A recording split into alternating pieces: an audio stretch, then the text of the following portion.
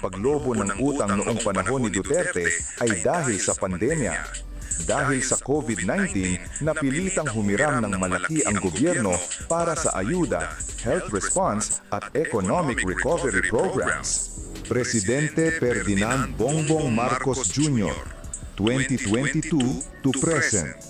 Si Ferdinand Marcos Jr., anak ng dating Pangulong Ferdinand Marcos Sr., ang kasalukuyang Pangulo ng Pilipinas.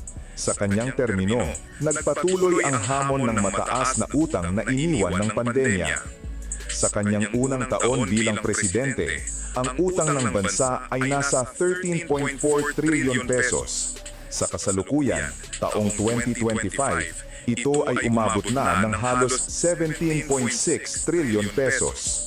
Ibig sabihin, halos 1.3 times ang tinaas ng utang ng bansa sa loob lang ng kanyang